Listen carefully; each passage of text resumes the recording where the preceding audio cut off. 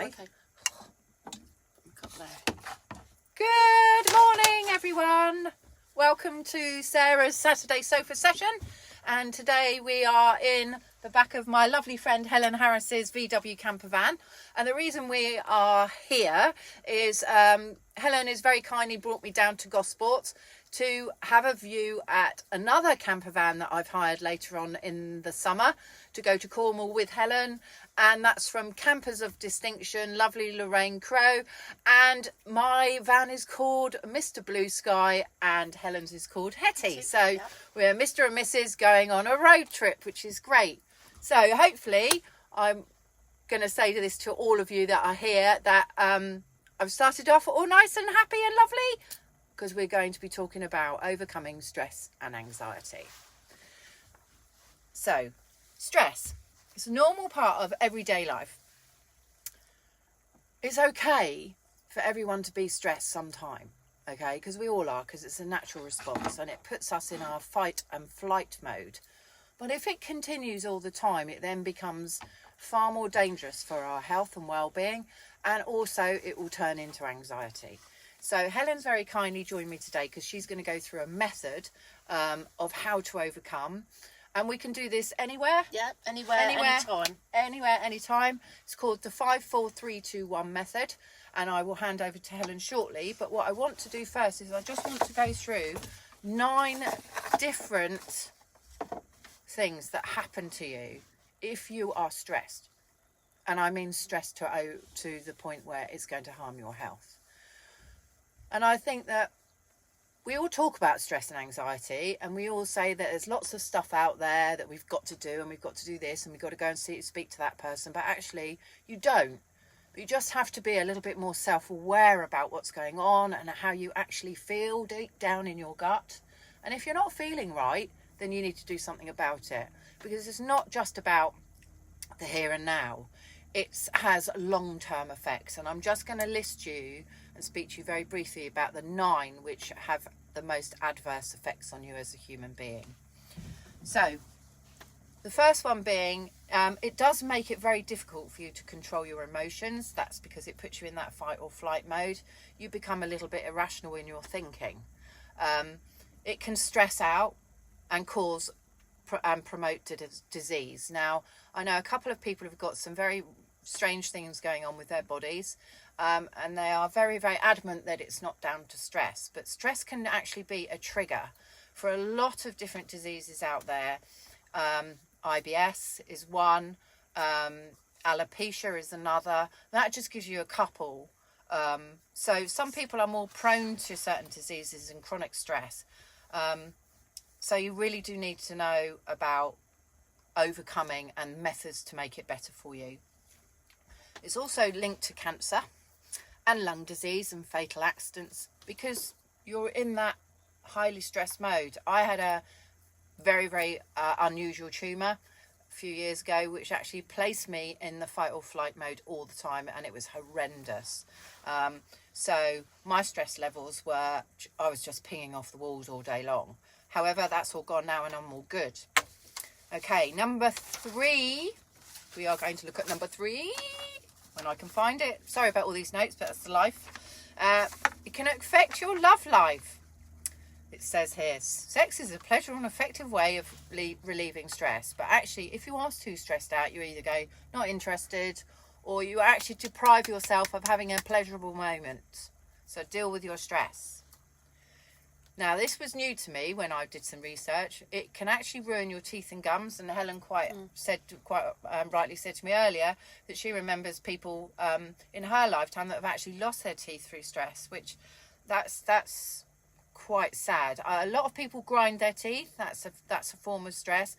And a lot of people do that when they're asleep. So all day long they're going, no, I'm not stressed. But actually they are, because they're doing it in their sleep. So think about that too. It can ruin your heart. Well, we all know that. It can physically damage your heart as well as mentally damage it. It increases your blood flow, your blood rate, and it can force to make your heart work harder. And I think we all know that. We've all had that racy chest when we get a little bit of anxiety or we're really, really stressed out. Everything seems to be going 100 miles an hour. So all of these things are the adverse effects of stress and anxiety. Create pain too. Helen's quite said it can create pain too, and all different sorts of pain. Yeah, it can. There's been grown men that have ended up going into hospital because they've had palpitations and symptoms of having a heart attack, basically, and gone in there. The machines in the hospital have shown something's going on, but really it is a severe anxiety attack, either caused for stresses and strains. A lot of them are businessmen, but they have actually altered the machines, and I've had, not myself in person having it, but personal experience with a younger person in the family. So stress can be a really terrible thing, and can fool the doctors as well. Yeah. So they can actually think something is really, really going on, and machines can read it. One incident could be a blood clot somewhere in the body, but it isn't. It's stress creating it. So it's a terrible, terrible thing that nobody can say we're not stressed sometimes. No, it's just different ways and different techniques that we can use to help out. Yeah, and to alleviate the stress and bring it down a little bit. And that's the most important things, is about having that self-awareness, knowing when you are stressed, and actually, with the greatest respect to some people out there, admitting that you're stressed. It's not shameful to be stressed and have anxiety. A lot of people think, oh no, I'm not strong enough, I'm too strong a person to get stressed and be anxious. Especially the guys, I think. Yeah, men more so than women. Sorry lads out there, but that is the case. So the sixth one out of the 9 is stress can make you gain weight. Yes, that's because when we're sad, a lot of people turn to all the foods that aren't great for us because they get a kick from them, like chocolate and Bridget Jones moment. Bridget Jones moment. Brilliant creams, analogy. Yeah, with the ice creams, and then she goes a little bit mad with all the fags and everything else, and it all gets all discombobulated. It's not good. Okay, number 7. Stress can make you look older, because when we're stressed out and we've got anxiety, we frown a lot. We go like this. And we usually sit like that. Well, that's going to put wrinkles in the face. I think it's done that to me over the years.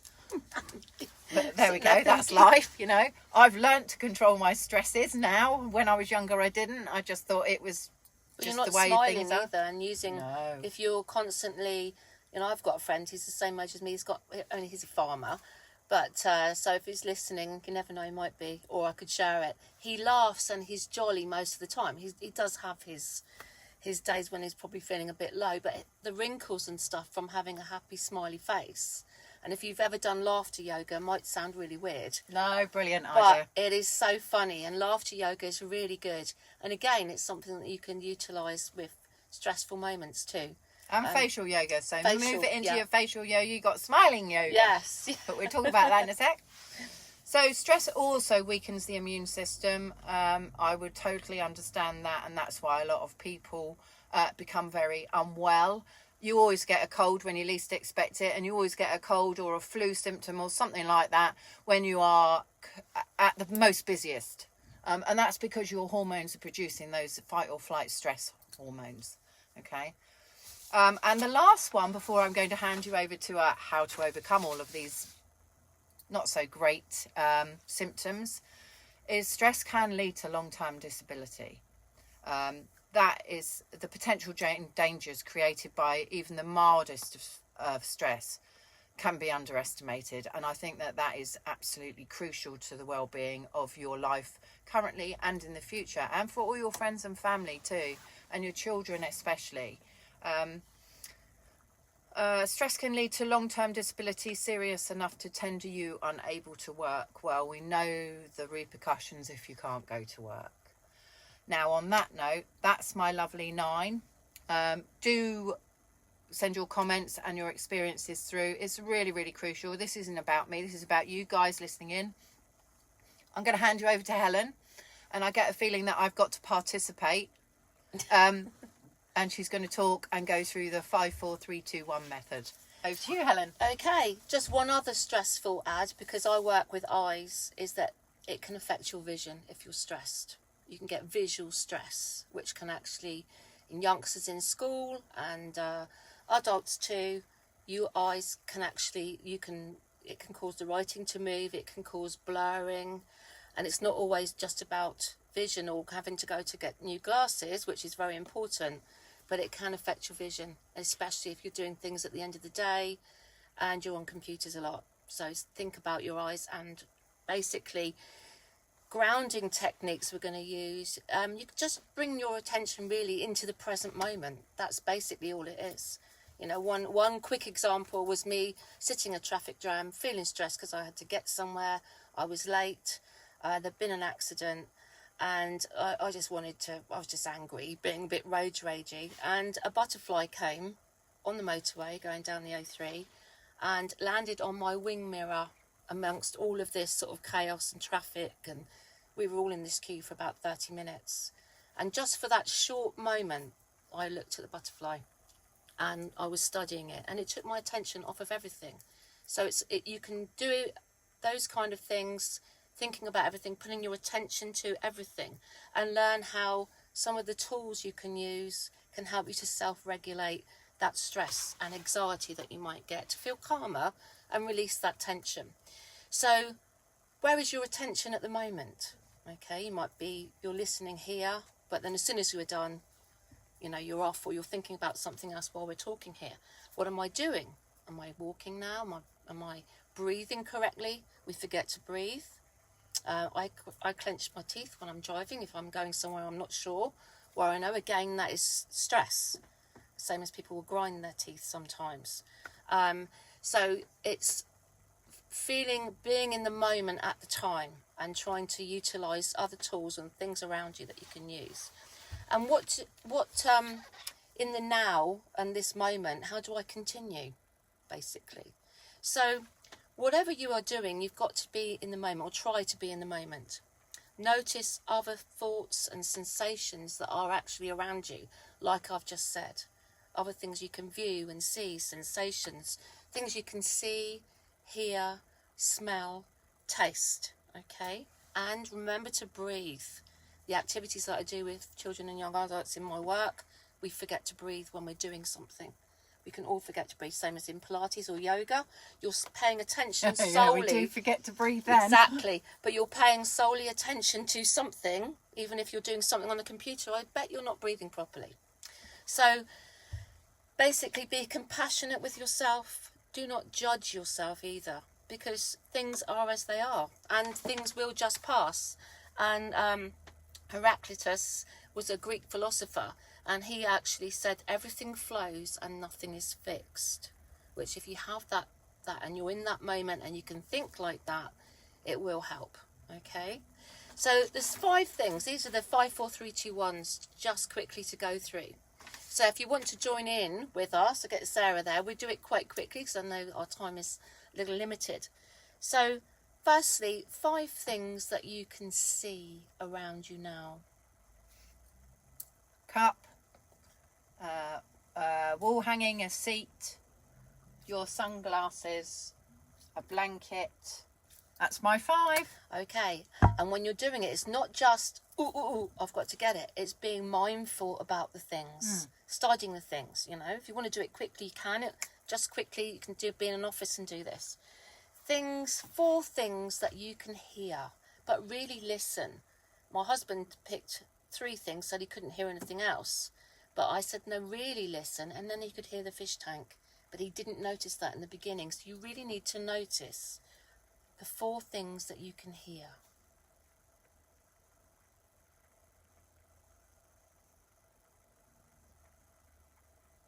Traffic, birds,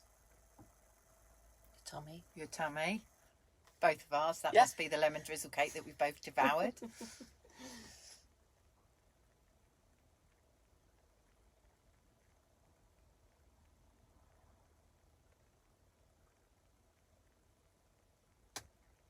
Oh, and the creaking of the van Because of the heat, yeah. Because of the heat. That was the 4. That was hard. But you had to really listen, focus didn't you? to that. Exactly. Yeah, ever so.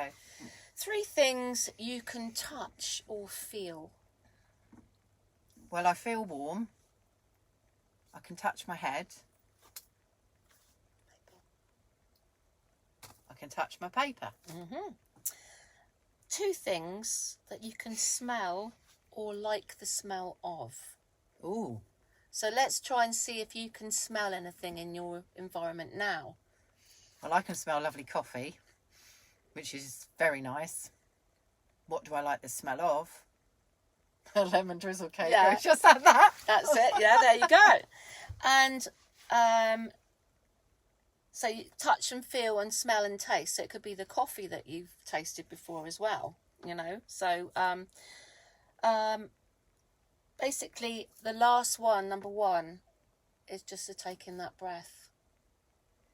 In through your nose, out through your nose? Yeah, in through your nose.